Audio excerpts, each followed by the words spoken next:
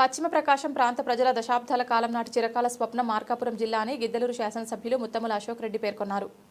మార్కాపురం జిల్లాను ప్రకటించిన రాష్ట్ర ముఖ్యమంత్రి నారా చంద్రబాబు నాయుడు, ఉప ముఖ్యమంత్రి కొనిదెల పవన్ కళ్యాణ్లకు నియోజకవర్గ ప్రజల తరపున ప్రత్యేక కృతజ్ఞతలు తెలియజేస్తూ గిద్దలూరులో భారీ ర్యాలీ నిర్వహించారు. గాంధీ బొమ్మ సెంటర్ నుండి తహసీల్దార్ కార్యాలయం వరకు నిర్వహించిన ఈ ర్యాలీలో వేలాది మంది పాఠశాల విద్యార్థులు, ప్రజలు, సంఘాల ప్రతినిధులు, ఎన్డీఏ కూటమి కార్యకర్తలు పాల్గొన్నారు. థ్యాంక్ యూ సీఎం సార్ అంటూ నినాదాలతో ర్యాలీ హోరెత్తింది. అనంతరం MLA Ashok Reddy, CM Chandrababu, deputy CM Pawan Kalyan చిత్రపటాలకు పాలాభిషేకం చేశారు. ఎన్నికల ప్రచార సమయంలో మార్కాపురం జిల్లాను ప్రకటిస్తానని ముఖ్యమంత్రి ఇచ్చిన హామీని నిలబెట్టుకోవడం కూటమి ప్రభుత్వ విశ్వసనీయతకు నిదర్శనమని ఎమ్మెల్యే పేర్కొన్నారు. డిసెంబర్ 30 నాటికి అధికార యంత్రాంగం మార్పులు పూర్తవుతాయని, జనవరి 1 నుండి నూతన జిల్లా పరిపాలన ప్రారంభమవుతుందని తెలిపారు. పశ్చిమ ప్రాంత అభివృద్ధి కోసం కూటమి ప్రభుత్వం ప్రత్యేక చర్యలు తీసుకుంటుందని పేర్కొన్న అశోక్ రెడ్డి 2027 నాటికి వెలిగొండ ప్రాజెక్టు ద్వారా 1,20,000 ఎకరాలకు సాగునీరు అందించడం లక్ష్యమని, అలాగే వెనుకబడిన గిద్దలూరును 2027 నాటికి డివిజన్గా ఏర్పాటు చేస్తామని సీఎం హామీ ఇచ్చిన విషయాన్ని గుర్తు చేశారు. రాష్ట్ర విద్యాశాఖ మంత్రి శ్రీ నారా లోకేష్ నాయకత్వంలో విద్యారంగంలో సమూల మార్పులకు శ్రీకారం చుట్టి విద్యార్థుల భవిష్యత్తు కోసం కృషి జరుగుతోందని తెలిపారు. మార్కాపురం జిల్లా సాధనలో గిద్దలూరు జేఏసీ నాయకులు కృషి ప్రశంసనీయమని, గతంలో వారు 51 రోజుల పాటు నిరంతర పోరాటం చేసి ప్రజల ఆకాంక్షలను వెలుగులోకి తెచ్చారని ఎమ్మెల్యే స్మరించారు. ఈ కార్యక్రమంలో మార్కాపురం జిల్లా జేఏసీ నాయకులు, విద్యార్థులు, ఎన్డీఏ కూటమి నాయకులు, కార్యకర్తలు, మాజీ సైనికులు, వివిధ సంఘాల ప్రతినిధులు, ప్రజలు పాల్గొన్నారు.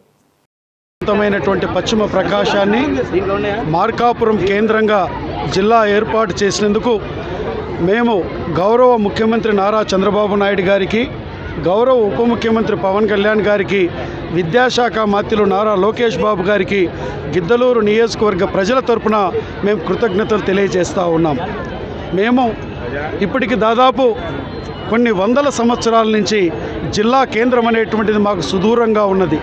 గతంలో కడప, తర్వాత కర్నూలు, తర్వాత ఒంగోలు, ప్రకాశం, ఏది కూడా 140-150 కిలోమీటర్ల దూరం తక్కువ లేదు.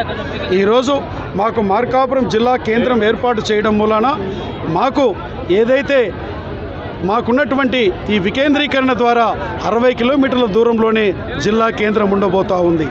మా స్వయం పరిపాలన మేము సాధించడం ద్వారా ఈ ప్రాంత అభివృద్ధికి మేము చేసుకోగలుగుతామనేటువంటి విషయాన్ని సందర్భంగా తెలియజేస్తూ, జిల్లా ఇవ్వడంతో పాటు మాకు మా యొక్క ప్రాంతానికి వరప్రసాదిని అయినటువంటి వెలిగొండ ప్రాజెక్టుకి ఈరోజు వచ్చే సంవత్సరం ఆఖరి లోపల ఎర్రగొండపాలెం, మార్కాపురం, గిద్దలూరు నియోజకవర్గాలకు మొదటి ఫేజ్లో నీరు అందించబోతూ ఉన్నారు.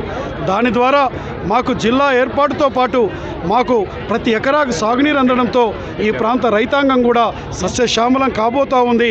రైతాంగం ముఖంలో సంతోషాన్ని కూడా చూడబోతున్నాం.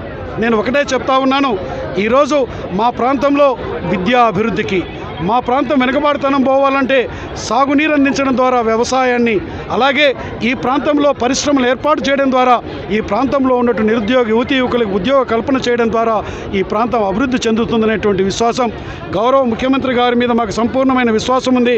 మార్కాపురం జిల్లాని మాకు ఎన్నికలకు ముందు ఇచ్చినటువంటి హామీ మేరకు మాకు నెరవేర్చినందుకు మా నియోజకవర్గం తరపున మరి ఒక్కసారి ముఖ్యమంత్రి గారికి, ఉప ముఖ్యమంత్రి గారికి, విద్యాశాఖ మంత్రి గారికి మనస్ఫూర్తిగా కృతజ్ఞతలు తెలుపుతూ సెలవు తీసుకుంటాం.